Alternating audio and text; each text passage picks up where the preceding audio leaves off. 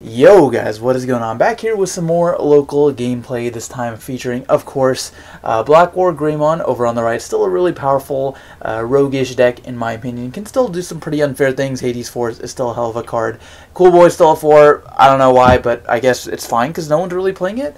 And then I'm playing Omnimon Alter S / Alter B over on the left. Right there I was complaining because so my friend was playing this my deck for locals, but he didn't like my list, so he changed it up and he handed it back for me after we're playing for fun.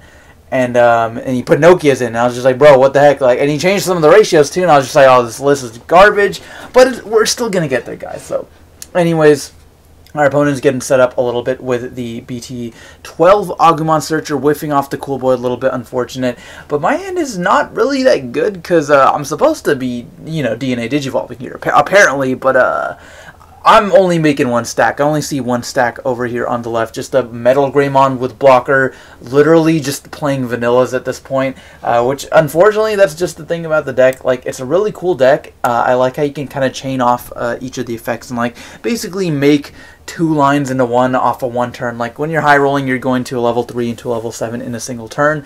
But aside from that, the deck literally does nothing until you get to Alter S. Your dudes are actual just vanillas. Okay, I guess, yeah, they have reboot blocker, that's cute, but against most meta decks, it's not really good enough, I don't think. So our opponent is going to pass turn with the BT12 Metal Grey, and I'm going to play Nokia to play out the Agumon to get a couple of searches. And by the way, I do want to point out the Agumon and Gabumon BT12 searchers, once they're done revealing, you reveal top 3, get a couple cards, they're designated Gabumon or Greymon line or whatever, you return to top of the deck, not the bottom. Took me a little bit of getting used to. I don't know why they made it like that. I guess because black has cards that's supposed to sack your deck, but I actually hate it.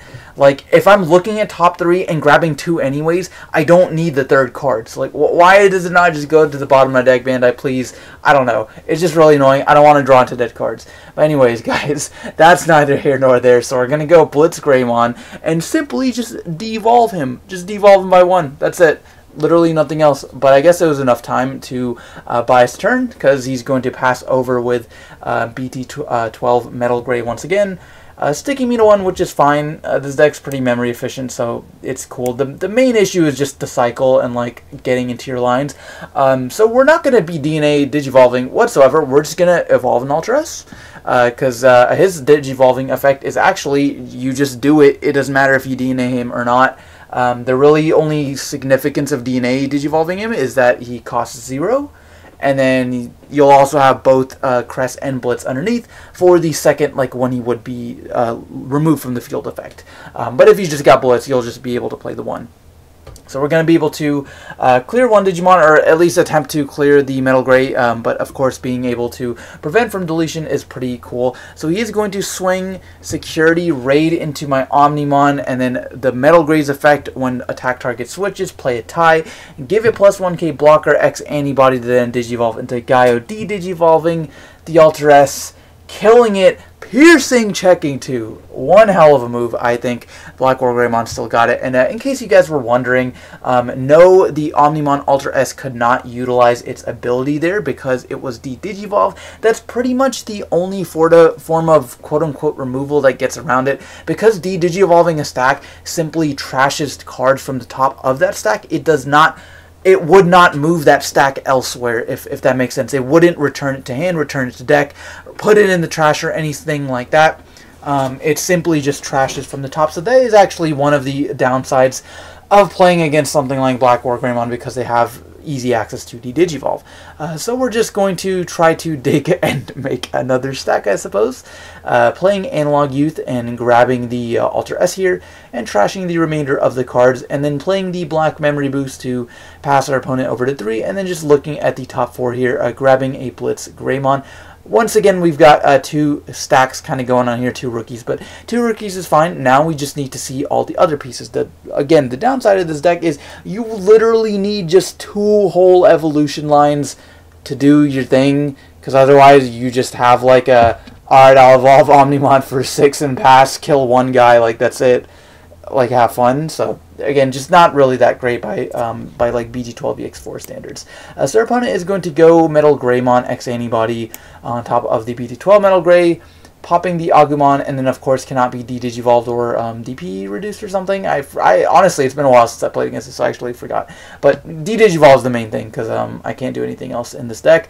I'm going to swing security with the Gaio 2 check, sitting a black memory boost, so plenty of memory for us for the next turn to be able to maybe play out another Searcher, and, you know, dig for our pieces that we need. And right here, still, I think, debating on, you know, swinging with the Metal Grey. If we saw a BT8 BlackWarGrey, that would be pretty impactful, being able to then pop both the Nokia and the Analog Youth. But instead, we are just going to use Hades Force to be able to play it for a cost of 5 since X Antibodies underneath the Gaio, deleting our Tamers, and then swinging with the Metal Grey there, and then rebooting with the Gaio. So one blocker at 13k, pretty strong, but I do have a ton of memory because of the memory boost. I'm going to go on up to 8. So we're just going to utilize that to dig for a little bit of our pieces here, grabbing the Garurumon off of the Agumon, putting the rest on top deck. Again, it's so annoying. Like you're going to see me this turn cycling like 2 more times, and this could have just been avoided if they just went to bottom deck, because I don't need to see those cards again. But anyways, we're going to go Garurumon for a cost of 2. Drawing off the Sunamon because I did see the Garurumon Digivolve. Not being able to resolve that to Digivolve the Gabu into a Greymon, so we're just going to play the Agumon from hand. Getting the Garurumon, Digivolving it for 2, and now using that Garurumon, gaining a memory off the right stack, Digivolving the right stack into a Metal Grey for 1, then Digivolving the left stack into WarGarurumon for 1, then Digivolving the right stack. Like you see how we can kind of go back and forth. But then the cool thing is once you pay 1 for the Blitz, then the Crest is free because Blitz doesn't reduce the cost by 2, it just evolves it for free. And then being able to clear the board with Omnimon Alter S bottom decking the Gaio. And I did actually think that the Metal Grey was 8,000 years, so I thought it would delete it. But because of the Greymon that's all turns the BT12, it is actually 9k. So just out of the range of the deletion effect of Alter S. But that's okay, because I've still got a blocker, so he can't swing for lethal unless, of course, he's got Gaiomon is pretty much the only thing that would do it here. Even BlackWar X wouldn't be able to close out the game. If he does have Gaio, he'd Digivolve my Ultra S. Swing, I'd have no choice but to block, and then I'd be at 1 memory with just an Agumon official. So there would be absolutely no way for me to come back from that. So I think what our opponent needs to do is just dig for a Gaiomon, and he's got the Cool Boy in hand. So I think, yep, we are just going to see the Cool Boy played for a cost of 2 and hitting the BlackWar X, which is definitely better than nothing, but not exactly what you want to see here, especially because I don't think he's got the X Antibody, so he won't be able to, you know, say like swing security, Digivolve X Antibody used into BlackWarGrey, and the BlackWarGrey would be plus like 6,000 or something, so I wouldn't be able, I'd have to block. You know, I'd be able to play out my 2 guys, but then he'd be able to pop like an Agumon. You know, he'd be able to clear some of the board, but instead he's just going to have to block a redirect. So still a good defensive option, but I know he's definitely not going to be able to block against the Alter S because during my turn it is 15, so we would trade. But I'm fine trading because I can just spit out my 2, my Crest and my Blitz, and then, you know, Jogres into them again, which is actually pretty cool. You know, the fact that he not only plays out those 2 and then heals, like, puts himself in security, but then you can immediately just Jogres and then swing with those.